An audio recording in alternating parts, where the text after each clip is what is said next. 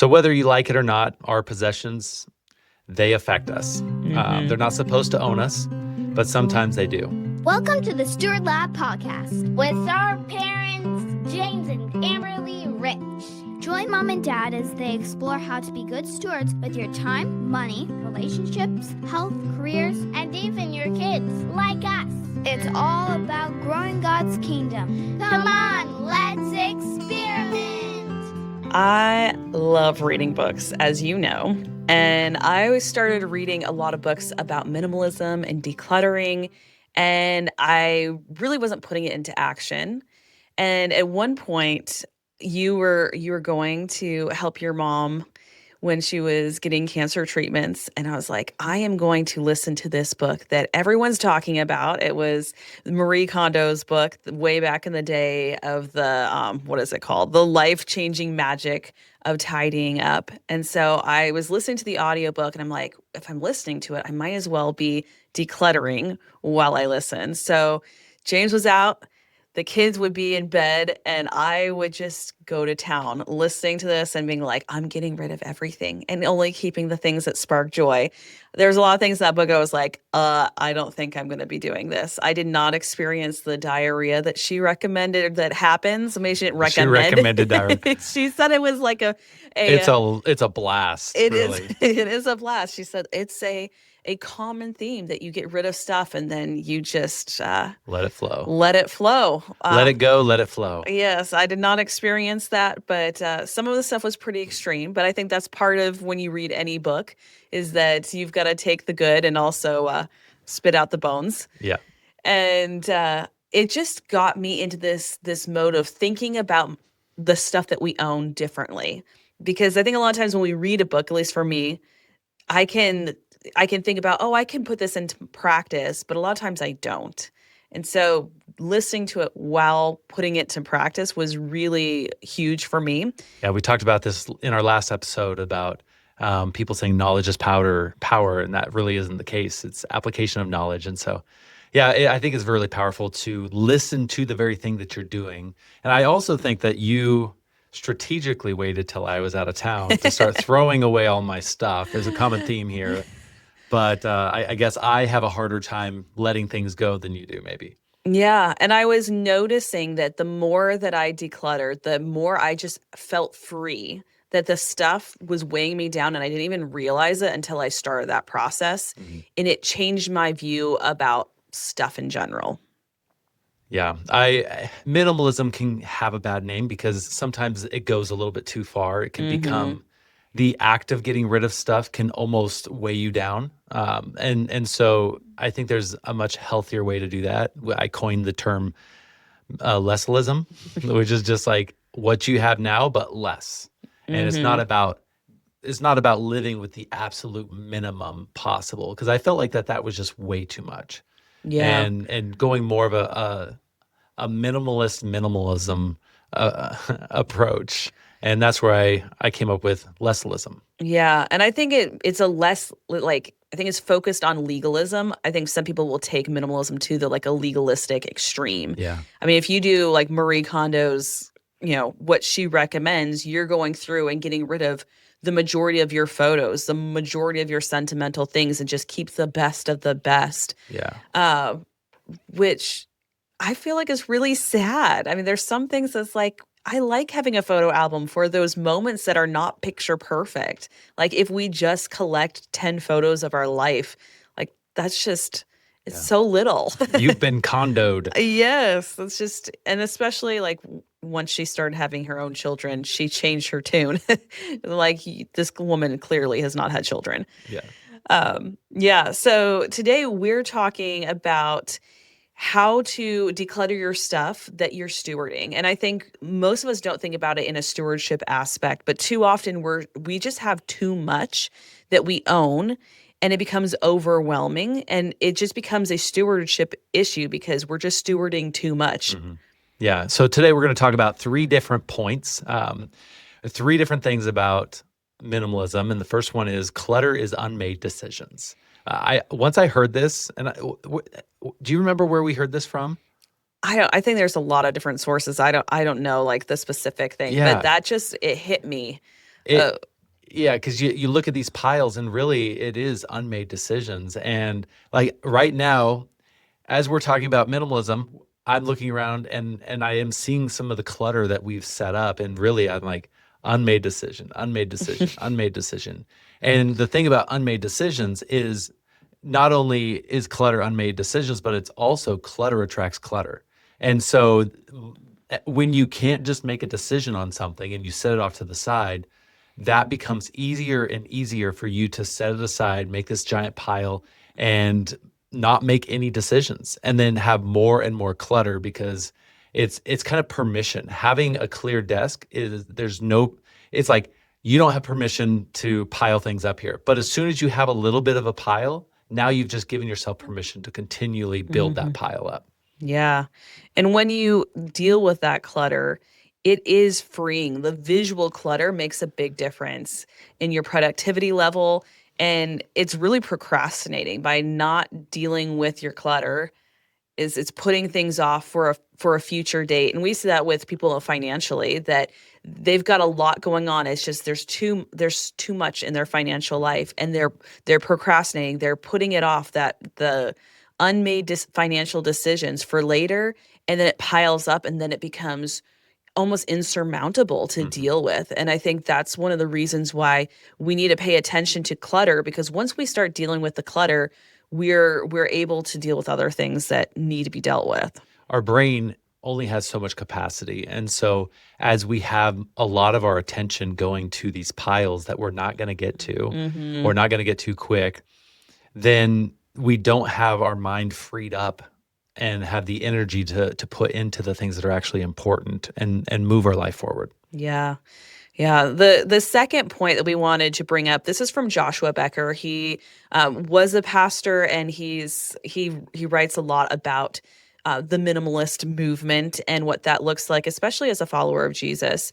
But he says all that clutter used to be money. And I think deep down we know that, and it makes us not want to deal with clutter, because it gives us this moment to look at what we have through the lens of, I spent money on this and it's not something I even use. Yeah. I've got, clothes in my closet with tags that I've never actually worn, or I've got things that I thought I would use and I spent a lot of money on it, and I'm just keeping it because someday I might want it or I might use it. We feel obligated that if we put effort into something, or we put money into something, that we can't just give it away or let it bless somebody else, or even just throw it away. We feel like we have to get as much out of that as we put into it. And sometimes we just made a bad decision and we shouldn't have purchased the thing, and we just need to give it away or get rid of it. Yeah. And I think recognizing that, we all make financial mistakes. I mean, there's not a single person who's immune to that. And I think taking the time to recognize that before you continue doing the same mistakes over and over again, because we get stuck into these habits of buying things we don't want, or we want them for like, it seems like, it's cute, it's on Amazon, it's on sale, or whatever, but then it doesn't really satisfy, and it ends up becoming clutter. And so by addressing our stuff, we start to recognize what is really important, what's worth spending money on and what's not. Yeah. And when you start doing that and evaluating it and recognizing, like, yeah, this stuff is not something that I really need to keep, it is freeing to let go of it. It can be challenging to do that. You could sell your stuff, which is going to be a more long process than just like giving it away or getting rid of it. But that's not a wrong way of doing it too, to at least recoup some of that money. But you do make a good point. I hadn't thought about it until you just mentioned it being a mistake. Like a lot of times we'll hold on to things because we think, and this is very subconscious, we don't think of it outright, but we think like, as soon as I admit to myself that this is a mistake, only then can I give it away or get rid of it. And so we don't want to be making mistakes. So we don't admit to ourselves that it's a mistake, even though we have that sweater that we purchased and it's been in our closet and we've never worn it, right? Like we buy these things, we don't use them, and then years go by, and once it's gone long enough, then you can be like, okay, well, now I can get rid of it, because maybe you can justify that you had some use out of it. But being okay with just being like, I made a mistake purchasing this, I don't need it, it's just taking up space. Yeah. Yeah, I know for me, I used to be, I still like it still comes You and have the goes. I tendency. do have the tendency to see a good deal and be like, "Oh, it's such an amazing deal. I want to go and buy it because like it's such a great deal." And I think even people who are really good at saving money can fall into the trap of adding to the clutter Mhm. because of a good sale, or like, oh, this would be nice in my closet, or this could be helpful for the kids, might love it, and then it sits in their like under their bed and it never gets played with or used. And Yeah. so one of the things that helped me to feel less connection with my stuff, and to like, I felt like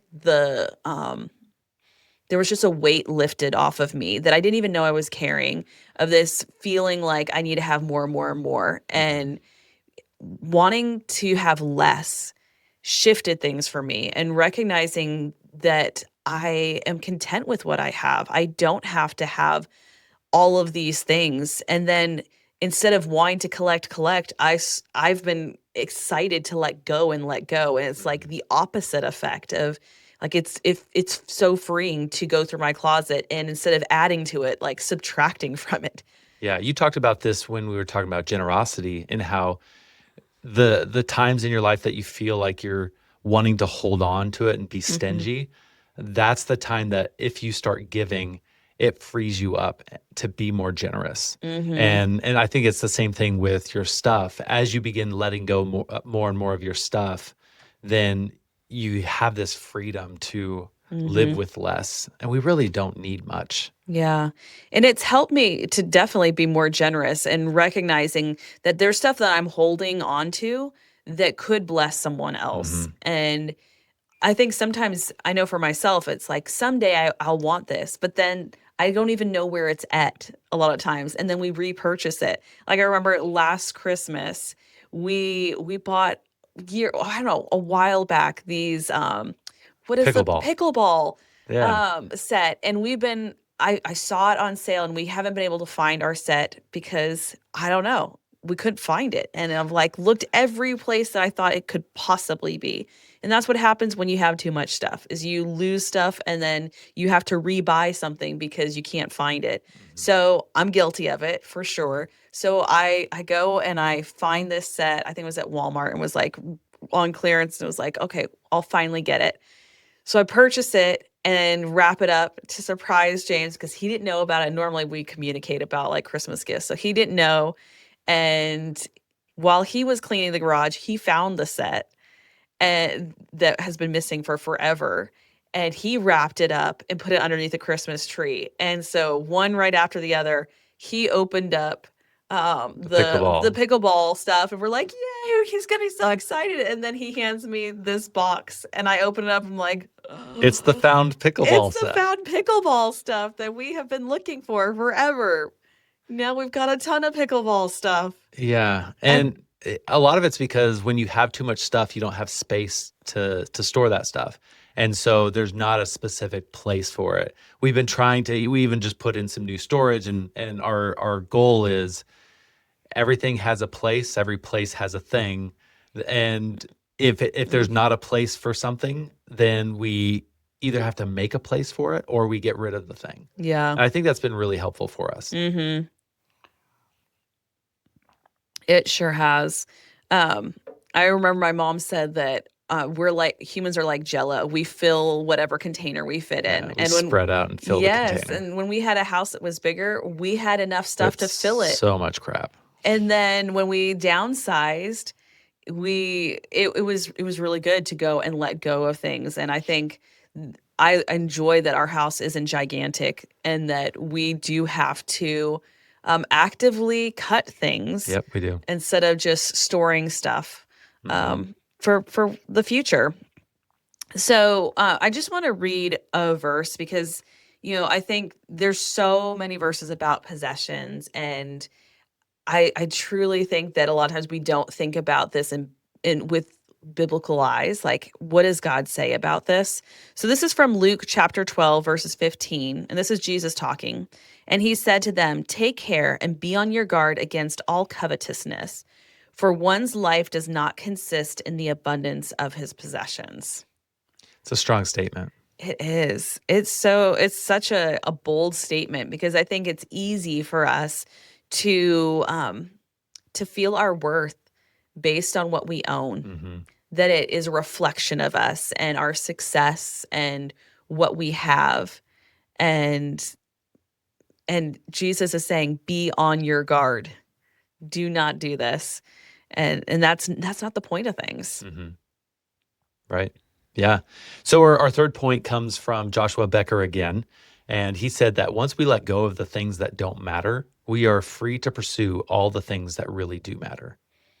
Yeah, that's so good. It And is. I think by having less that you're taking care of, we only have so much that we can handle. It frees us up to be able to do other things that are more important to us, like the amount of time spent cleaning our garage, working on all these little projects. Like, what would it look like if we didn't have as much stuff to deal with, to declutter on a consistent basis? And I think one thing is, I've heard so many people say that, like, once you declutter, you don't have to do it anymore. And I don't believe it. I mean, some people might be able to do it, but if you have kids, you've got a family, like, this is not a once and done thing. Yeah. Things come back into the house. Yes. And so a lot of it is like, you want to declutter, but it's a thing that you do over and over again. And I remember the first time that I started decluttering, I wasn't all in. I thought I was getting rid of a lot of stuff, but then I went again and then I decluttered. And it's like, the more you do it, the more you're building that muscle up to recognize, I don't actually really need this. Who can I give this to? How could I bless someone else with this stuff? Yeah. And it's not just about getting rid of stuff. I think that's really easy to fall into that trap of, I've got to get rid of it because I got to get rid of it, and I got to get less and less and less. And it becomes very much of a restrictive kind of type of way of living. And we deal with this a lot with our clients with finances. And it's less about restriction and more about reducing waste. That's what we say about finances all the time. Find out what's not in alignment with what's important to you and get rid of it. Yeah. And it goes from this restriction thing to this permission thing. And it's so much more freeing. And what I love about our podcast is we're talking all things stewardship. A lot of times it's finances, but sometimes it's parenting, or in this case, we're talking about our stuff, like stewarding our stuff well. And what I love about our podcast is we don't have to be experts in the things to talk about it. We are by no means, you come to our house, you will see that we still hold on to things that we should probably get rid of.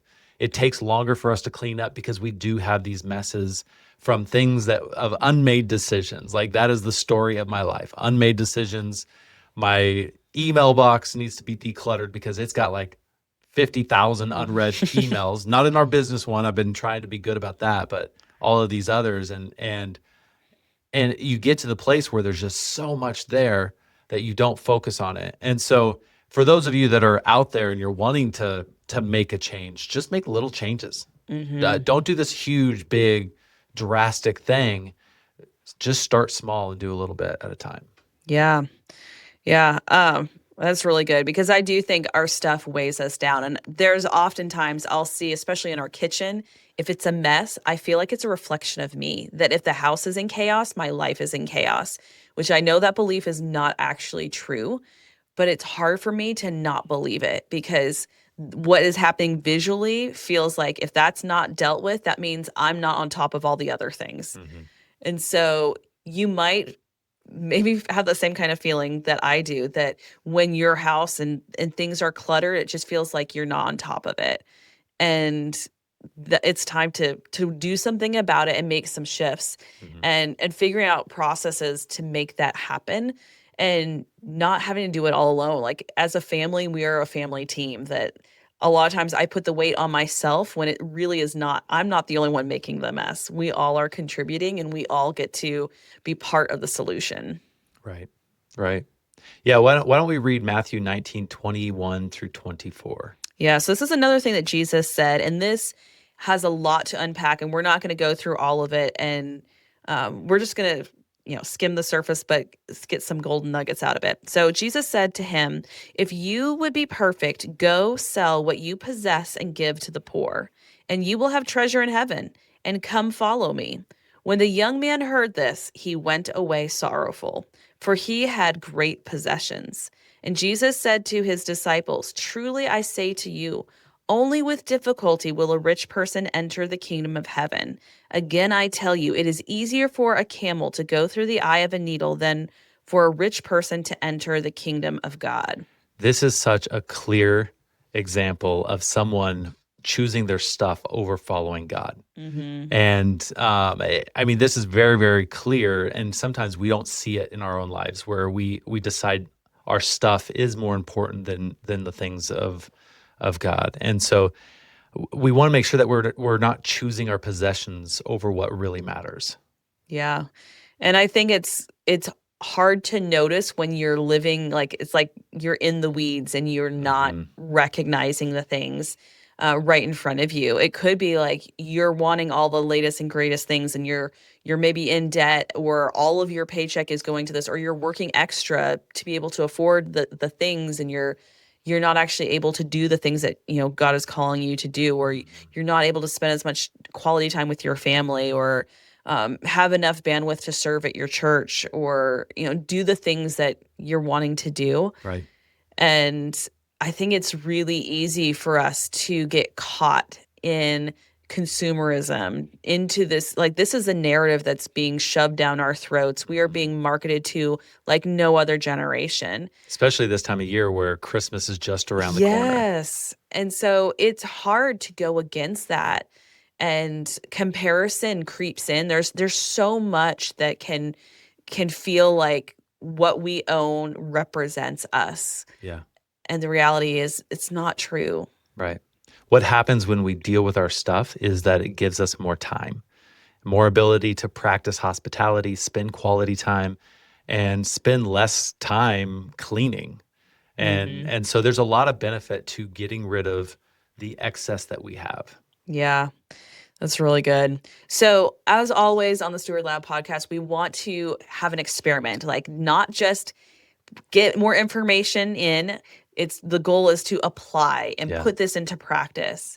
So what we want you to do is we want you to set a timer for 20 minutes to an hour, whatever you decide, and pick a day this week and set the timer and spend that time decluttering. It's ideal to do it with your whole family and go for it. Maybe just start with one section of the house or one type of thing. Maybe just go through all your books, but commit to this. Find 20 to 60 minutes and declutter. Yeah. And I think it's important to do the area that is driving you crazy. Yeah. There's a lot of people that will say start in a bathroom, or start with the things you don't really care much about, which you can do that if you really want to. But I think oftentimes if we just deal with the thing that is driving us crazy, it's like eat your frog in the morning. I don't know if you've heard that saying. It's deal with the most challenging task at the very beginning, so that way you get it out of the way. Right. And so a lot of times if we start with these lesser areas that are not really bothering us as much, it just is pushing the can down the road of the thing that really is frustrating. For us, the biggest area that has been our clutter hutch, where it's just rough, is our laundry room. And we have just been going through and remodeling our laundry room so that way it is not the frustrating point of our home. Yeah. Yeah. So whether you like it or not, our possessions, they affect us. They're not supposed to own us, but sometimes they do. And so stewarding the resources God has given us is so important. We're not meant to hoard. Letting go of things can really be freeing. Yeah. And so that does it for this week's episode. Remember, your life doesn't consist in the abundance of possessions. All right. Have a great week. Yes.